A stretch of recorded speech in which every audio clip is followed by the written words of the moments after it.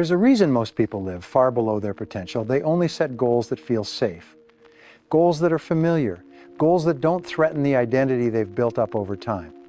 And I get it. It's easy to set goals that make you feel good, goals that you already know how to reach. But let me ask you something personal. When was the last time you set a goal that scared you? Not because it was reckless, but because it was bigger than the current version of you.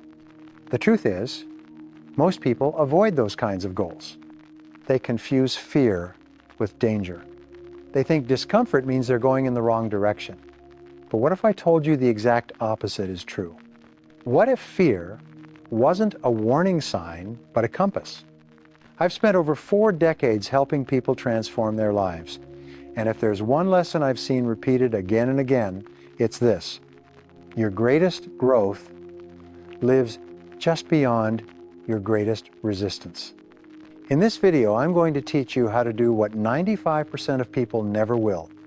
Set goals that make your heart race, and then build the courage and strategy to crush them. You'll learn why most people stop right before their breakthrough, how fear is actually a signal of alignment, not avoidance, the brain science behind why we sabotage big goals and how to flip that script, and a step-by-step process to pursue something that feels impossible now, but inevitable later. This isn't about hype. It's about rewiring your self-image so you can finally step into a life that doesn't just look impressive on the outside, but feels right on the inside. Because I'll tell you this, playing small is exhausting. Shrinking to fit inside other people's expectations, lowering your standards to avoid risk, telling yourself, maybe next year, while the days keep slipping by. There's a cost to staying comfortable, and the price is your potential. What most people don't realize is this: avoiding big goals doesn't protect your confidence, it erodes it. Every time you ignore a dream that calls to you, you train your brain to believe it was never possible in the first place. But every time you pursue something that scares you, every time you act anyway, you become more of who you were meant to be. Let me give you the truth I wish someone told me when I started. The size of your life will never exceed the size of your courage. And courage isn't something you're born with. It's something you build through decisions, through discipline, through the daily choice to step forward even when it's uncomfortable. So in a few moments, I'm going to show you exactly how to reverse the fear cycle, reshape your identity, and develop the mindset required to not only chase goals that scare you, but dominate them. But before we go forward, I want you to hear this. If you're scared of a goal, good. That means you're no longer running in circles. You're finally running toward the edge of who you've been and the beginning of who you're to become. Let's take that step together. Let me tell you something. Most high achievers discover the hard way. It's not your ambition that holds you back. It's your nervous system. The moment you set a goal that exceeds your comfort zone, whether it's starting a business, writing a book, asking for the sale, or moving to a new city, your brain will kick into survival mode, not because you're weak, but because your biology is ancient. It was designed to keep you alive, not to help you become great. So here's what happens. You get a bold idea. You feel a spark of excitement. But within seconds, your brain floods you with rational thoughts. What if it doesn't work? I don't have the time. I need to be more prepared. Let me think about it a little more. Sound familiar? This is what I call the ambition paralysis loop. You dream big, you get inspired, and then you talk yourself out of it. You overthink, overplan, overconsume. And in the process, you stall, you delay, you shrink. And the most dangerous part? It feels like being responsible. Your brain isn't trying to destroy you. It's trying to protect the version of you it believes is safe. You see, the subconscious mind doesn't care if you're happy or fulfilled. It only cares if you're predictable. So when you set a goal that forces you to act differently, think differently, walk differently, it triggers discomfort. Not because you're not capable, but because the current identity is being challenged. Here's what you need to understand. Every time you set a big goal, you're also triggering a silent identity crisis. That's why so many people quit, not at the end, but at the beginning. Right when the resistance spikes, right when things get serious. They don't realize that the panic they're feeling isn't proof they're off track, it's proof they're about to evolve. Let me tell you what changed everything for me. I stopped interpreting fear as a stop sign and started seeing it as a signal I was getting close to transformation. Think about it. If your goal doesn't scare you at least a little, it's probably just a longer version of what you've already done. And here's the irony. We think setting small goals is safer. But small goals come with their own kind of pain, the pain of staying the same. The slow burn of unrealized potential. The constant feeling that you're busy, but not fulfilled. Playing it safe is the most dangerous game of all. Because it teaches you how to endure mediocrity without even noticing it. But once you understand the mechanisms, you see how your brain resists, not because of the goal itself, but because of who you'll have to become to achieve it, then you can start working with your fear instead of against it. Here's what I want you to remember. Fear in pursuit of purpose is not weakness. It's a signal that you're alive, awake, becoming. So don't try to eliminate fear. Train yourself to move with it, to breathe through it, to feel it fully and act anyway. Because the people who achieve things no one else does aren't the ones who feel no fear. They're the ones who stop negotiating with it. And in the next block, I'll show you the exact process I teach my clients and lived myself for how to reverse the sabotage cycle and take bold, daily steps toward goals that once felt too big to touch. This is where the shift happens from concept to conquest. One of the most powerful decisions you'll ever make in life is this: I will act as if I've already become the person who achieved that goal. Not because you're pretending, but because that's how transformation begins. You don't wait to feel ready. You don't wait until your confidence catches up. You start thinking like the version of you that already earned it. Because here's what I've learned from coaching thousands of people around the world. Most people are waiting for permission to evolve, waiting for signs, waiting for perfect conditions, waiting to feel like someone who's worthy of the result. But identity doesn't shift after success. It shifts before success. Let's break this down. Let's say you set a scary, bold goal. You want to 10x your income, build a thriving business, become the most reliable person in your organization, something that forces you into unfamiliar territory. If your current self-image is, I'm average, I'm behind, or I'm not that kind of person, then no matter how hard you try to work, your subconscious will sabotage your actions to stay in alignment with how you see yourself. That's why I always say, you'll never outperform your identity. So what's the solution? Start building the identity of someone who already achieved what you want now. Not when the money comes, not when people notice, not when your old habits vanish. But right now, in the middle of the mess, in the fog, in the doubt, start asking yourself, how would the future version of me handle this conversation? What would their routine look like? How would they walk into the room? What would they say yes to? What would they ignore completely? This is how real power is built. Because when your thoughts, your posture, and your actions begin to reflect the outcome you desire, your brain starts rewriting the story of who you are. And that internal shift, it changes everything. Suddenly, opportunities show up. Not because the world changed, but because you did. People respond differently. You carry a new energy. You start noticing chances you used to overlook. You become magnetic not through force, but through alignment. This isn't about faking it. It's about training your system to normalize success before it arrives. When I started doing this in my own life, everything accelerated. I stopped chasing approval. I stopped reacting to my environment. And I started moving with the certainty of someone who had already crossed the finish line, even when I was still at mile 1. And the best part? You don't need anyone's permission to start this shift. No one has to clap for you.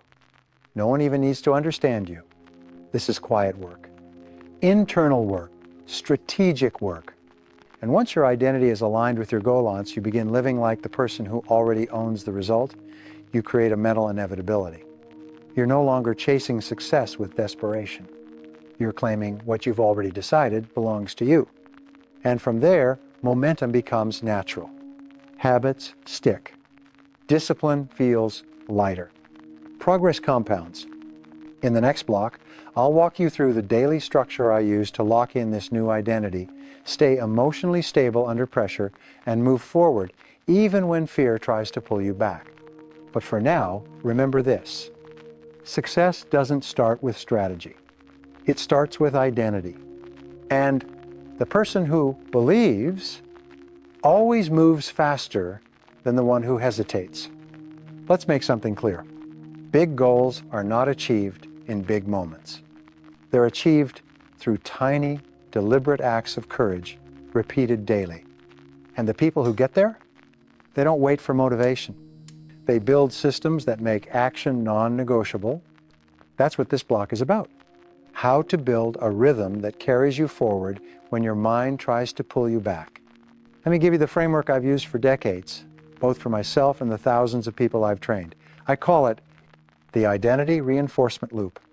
It's built on 3 simple elements you repeat every single day, whether you feel like it or not. 1. Start with a target, a task. Most people start their day with a to-do list, but high performers start their day with a who. Who do I need to become today to deserve the life I want? When you wake up, don't just plan what to do. Ask, what mindset does this future version of me operate from? How does he or she respond to obstacles? What standard do they hold themselves to? Write it down. Speak it aloud. See it clearly. This sets your brain up to filter decisions through identity, not mood. 2. Lock in one non-negotiable action. If your goals scare you, your brain will try to distract you. You'll find yourself cleaning your desk, checking emails, researching instead of doing. That's why you must train your focus. Every morning before the world wakes up, choose one action that directly moves you toward your scary goal. Not 10, not if I have time. One action. Non-negotiable. Ask yourself, what's the one thing I could do today that future me would thank me for? What would push the needle even if it's uncomfortable? Now, block out time. Treat it like surgery. No reschedules, no debate, just do it. Discipline is built by honoring your word, especially to yourself. 3. End the day with a recode.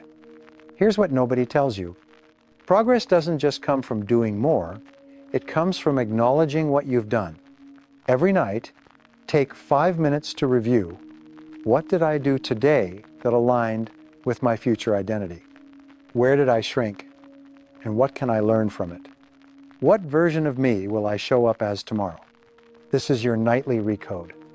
It rewires your brain to associate fear with growth, not danger. And over time, this practice does something powerful. It trains your nervous system to feel safe in expansion. It makes discomfort normal. It builds a loop of identity, action, proof, reinforcement. And once you have that loop running, you become unstoppable. Because now, every day, you're not just checking boxes. You're building a life. You're becoming someone whose goals don't scare them anymore because they've grown into someone who conquers them. Let me give you one final insight before we move forward. The people who win aren't the ones who work the hardest in short bursts. They're the ones who show up consistently with clarity, commitment, and character on days when nobody's watching. Quiet effort compounds. So if you want to live a life that looks loud, make sure your process is silent, structured, and sacred. In the next block, I'm going to show you how to build the emotional fortitude to keep going even when results are slow, critics are loud, and your own fear tries to convince you to quit. Because it's one thing to start, but to finish something extraordinary, That requires something deeper. There's a moment in every journey toward a bold goal that most people don't talk about. It's not the beginning, when motivation is high. It's not the end, when the finish line is in sight. It's the middle, that long, quiet stretch when nothing seems to be working. No praise, no progress, just you and the work. And here's the truth I've learned after decades of walking through that space, both personally and with my clients. The middle is where most dreams die. Not because the goal was wrong, not because the person was lazy, but because they couldn't handle the emotional weight of slow progress. Let's call it what it is. You're doing everything right. You're showing up. You're putting in the hours. You're stretching your limits. And still, nothing is changing fast enough. So you start to doubt, maybe this isn't meant for me. Maybe I picked the wrong goal. Maybe I'm not as capable as I thought. But I want you to hear this clearly. The silence between action and result is not a sign of failure. It's the incubation period of greatness. Just like a seed takes time to break the surface, your results are forming beneath the ground even when you can't see them. And the people who succeed, they don't look for signs. They don't wait for applause. They build rhythm and stay locked in because they understand that consistency in the absence of feedback is where real mastery is born. Let me make this even clearer. If you only take action when things are working, if you only show up when it's exciting, if you only push when results are visible, then you're not building greatness. You're chasing validation. And that will always leave you exhausted and empty. What you need to build instead is emotional endurance. The ability to trust your process when no one is watching. Stay committed when it would be easier to pivot. Keep your promises to yourself without external pressure. That's what separates the amateurs from the architects, the dabblers from the doers, the motivated from the unshakable. You've heard people say, you've got to want it bad enough. But I say this, you've got to want it long enough. The ones who break through aren't always the most gifted. They're the ones who outlast the doubt, the delay, the discomfort. They make discipline more important than dopamine. They fall in love with the process not because it's romantic, but because they've trained their emotions to stay neutral under pressure. That's your task now, to normalize discomfort, to keep building even when it feels like no one cares, to remember that you're not in this for approval, you're in this to become someone your past self would barely recognize. And when that moment finally comes, when the breakthrough hits, when the momentum explodes, when the world suddenly sees what you've been building quietly for months or years, you won't feel surprised. You'll feel ready, because you earned it when no one else was looking. In the next block, I'm going to take you even deeper into the emotional mastery required to lead yourself with power, even in the face of fear, failure, and fatigue.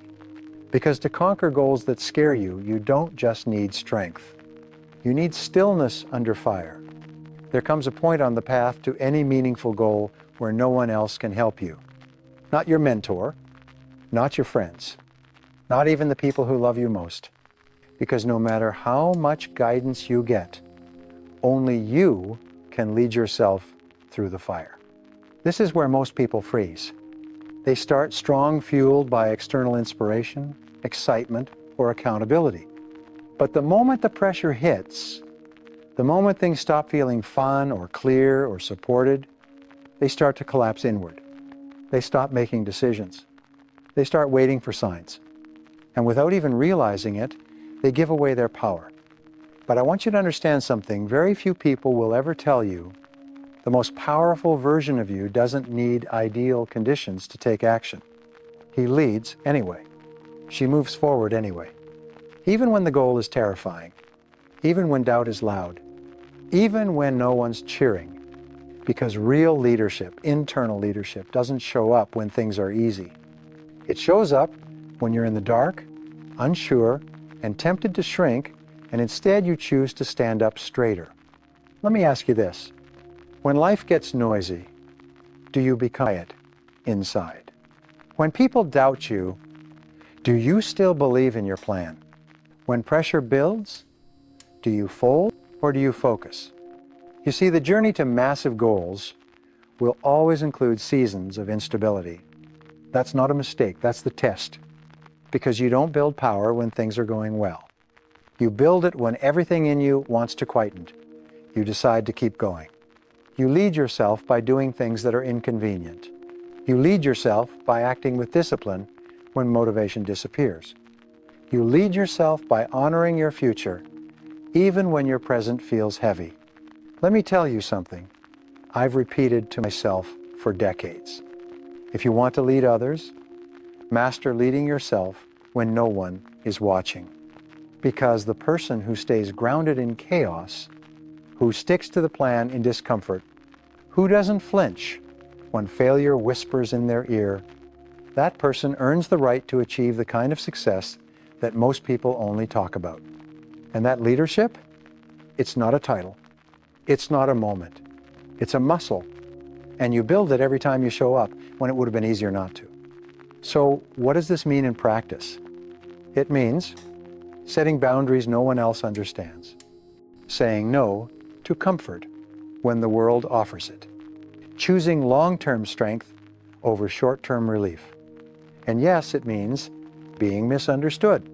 People might not get why you're so focused. They might question your intensity. They might even mock your vision. But you didn't start this journey to impress people. You started it to become someone extraordinary. And that person, they don't ask for permission. They don't wait for applause. They wake up and lead. In the next block, I'll show you how to break through plateaus, what to do when your progress stalls, how to reignite momentum, and the mindset that turns temporary setbacks into fuel for your next leap forward. Because remember, the journey doesn't stop when it gets hard. That's when the transformation begins. If you've ever set a big goal, worked on it consistently, and then hit a wall where things just stop moving, you're not alone. This is what I call the plateau phase, and it's where most people quietly retreat. They start strong, gain early momentum, and then nothing. No visible growth, no big wins, just a flat line of effort and silence. So what do? They start doubting the goal, tweaking the plan, looking for new strategies, new ideas, new anything to reignite the spark. But here's what I want you to understand. The plateau isn't a punishment, it's preparation. Because every time you hit a wall, your subconscious is inviting you to rise to a higher level of performance, by doing more, but by becoming more. Let me explain. You've been operating at a certain frequency mentally, emotionally, physically, and that frequency got you here. But now your system is saying, go further, you need to upgrade. This upgrade doesn't always look sexy. It's not a viral win. It's not some major life hack. It looks like saying no to distractions with sharper boundaries, doing deeper work when your brain wants to escape, pushing through the boredom with quiet intensity. Most people never make it through this phase because the plateau feels like failure. But it's not failure, it's friction. And friction is the birthplace of transformation. Just like in the gym, where your muscles grow by resisting more weight, your character grows by staying committed when progress slows down. The reason plateaus are dangerous isn't because of what they are. It's because of what we tell ourselves when we're in them. Maybe I'm not cut out for this. Maybe this was just a phase. Maybe I should lower my standards. This is where you raise your standard. Because if you can stay steady when nothing's moving, if you can stay focused when the world's distracted, if you can keep building when no one's watching, you will break through. It's only a matter of time.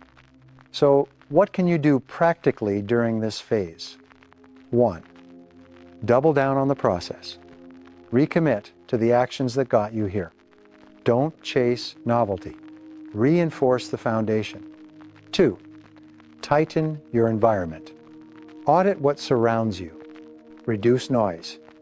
Cut off drains. Sharpen routines. 3, Visualize the next version of you. Plateaus happen because your system is waiting for permission to grow. Give it permission. Picture what the next level feels like. Dress like it, speak like it, move like it. 4. Track micro wins. Stop looking for leaps, look for inches. Progress is happening, you just need to see it clearly. Remember, most people never hit their limit. They just stop at the discomfort that comes before the breakthrough. But if you choose to stay, if you learn how to breathe in the tension, if you show up like it's day one Nino, no matter how long it's been, you'll find something powerful on the other side. A new you, a version you didn't know existed. One that's sharper, deeper, stronger, one that doesn't need noise to know he's on track, one that's not addicted to evidence because he already knows the outcome is inevitable. In the final block, I'll show you how to finish strong how to move from consistent execution to true conquest. Because goals that scare you aren't meant to stay scary forever. They're meant to become proof of the person you dared to become. Let me leave you with this. The goal that scares you is the life that's calling you. It's not there to intimidate you. It's not there to shame you. It's there to wake you up. Because buried inside that goal, the one that makes your stomach tighten, the one that keeps you up at night, the one that feels just out of reach, is a version of you that's stronger than the one sitting here right now. And the only way to meet that version is to move. Not tomorrow, not after the doubt fades, not after someone validates your vision. Now, this isn't about hype. This isn't about hustling endlessly until you burn out. This is about building something sacred, something that lasts, something that forces you to shed the old layers of who you've been, so you can finally step into who you're meant to be. Let me ask you, what happens if you don't pursue this? What happens if you shrink back again? If you convince yourself that someday is still a valid strategy, I'll tell you what happens. Nothing. Nothing changes. Nothing grows. The fear stays. The doubt stays. And the dream that once felt alive starts to die quietly. But what if you did the opposite? What if you chose discomfort over delay? What if you leaned into the fear and whispered, "You're not stronger than my purpose"?